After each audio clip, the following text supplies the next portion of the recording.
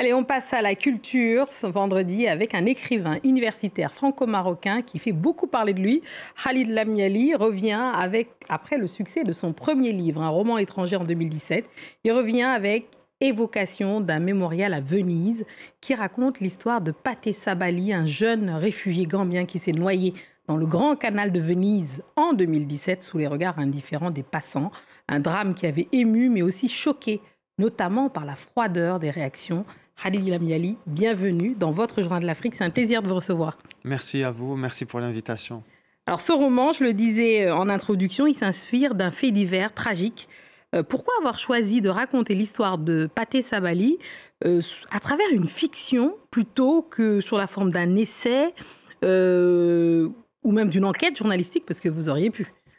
Oui, tout à fait. Le narrateur, à un moment donné, il le dit. Il dit « Je suis ni journaliste, ni enquêteur ». Je pense que l'écriture de ce roman, elle est partie d'une colère, d'une indignation personnelle face à ce drame qui a eu lieu en 2017. Et puis, j'ai commencé à rassembler un peu des informations sur ce drame et je me suis très vite rendu compte qu'il y avait beaucoup de lacunes, il y avait beaucoup de manques. Et la fiction a vocation à interroger, à poser les bonnes questions, à ouvrir des portes, à tâtonner. Et donc, c'est venu comme ça. Le choix de la fiction donnait un peu plus de liberté, justement.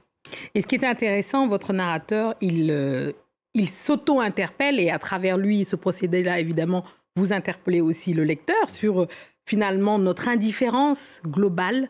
On le voit par rapport au drame qui traverse le monde et en particulier l'immigration. Est-ce que c'est quelque chose que vous aviez à cœur, interpellé à travers une fiction de ce jeune Gambien réfugié qui est mort à Venise? Bien sûr, tout à fait. En fait, l'écriture de ce livre a été avant tout une main tendue, une sorte de main tendue vers Pathé Sabali et aussi à travers lui à tous les réfugiés, à tous les déplacés, que ce soit d'ailleurs en Afrique ou ailleurs. Je pense qu'il était aussi très important de s'interroger, de se regarder dans le miroir de cette tragédie. C'est-à-dire de se poser la question, que peut la littérature? Que peut-on en tant que témoin face à ces drames? On le voit aujourd'hui dans un autre contexte, par exemple en Palestine, avec ce qui se passe à Gaza, ce qui émeut énormément. Et je pense qu'on vit une époque où on est constamment en train de s'interroger face à ce qu'on voit, face à ce qu'on regarde. Et je pense que est-ce qu'on n'est pas blasé par rapport à ce qu'on voit, justement? Justement, il y a un sentiment d'impuissance, tout à fait. Il y a vraiment un profond sentiment de rage, d'impuissance, de colère, d'indignation. Et je pense que la littérature, la poésie, par exemple, nous donne des possibilités de réponse. Nous mettent peut-être sur le chemin d'une réflexion qu'on fait ici à travers un livre ou à travers un poème, par exemple. Je lis beaucoup de poésie en ce moment. Et je pense que la poésie permet aussi de guérir certaines blessures.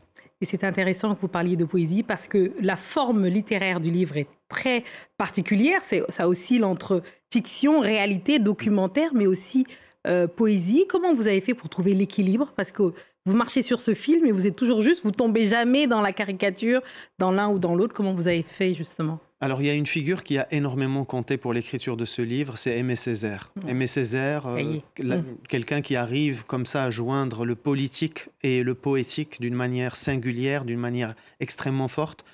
En fait, j'ai très vite compris que la seule manière peut-être d'écrire ce livre, c'est de sortir des genres littéraires. C'est de l'écrire à la fois comme un roman. D'être libre. Et tout à fait. Et d'emprunter un peu à la poésie, d'emprunter un peu à l'enquête, au roman, et d'essayer de mettre tout ça ensemble de la même manière que j'ai essayé aussi de ramener d'autres histoires, d'autres Africains, d'autres réfugiés. Et j'ai découvert un pays, la Gambie, que je ne connaissais pas. Et donc, ça m'a obligé aussi, moi, Marocain, d'aller me renseigner sur la Gambie, lire l'histoire de ce pays, la géographie de ce pays. Et donc, c'est tout un travail comme ça de reconstruction, mais aussi un pas de côté en ce qui me concerne. Et une main tendue, comme je disais tout à l'heure, à la fois entre le nord et le sud du continent africain. Et vous invitez par-delà même les lecteurs, j'allais dire les spectateurs, d'ailleurs après les spectateurs liront ce livre évidemment et ils feront aussi le travail. Votre parcours personnel, il est aussi marqué par plusieurs cultures, plusieurs pays. Le Maroc où vous êtes né, à Rabat, la France, vous avez fait des études, vous avez été ingénieur avant d'être maintenant dans la littérature et d'être aux États-Unis. Enfin, Khalid, où habitez-vous? Savez-vous seulement où vous habitez?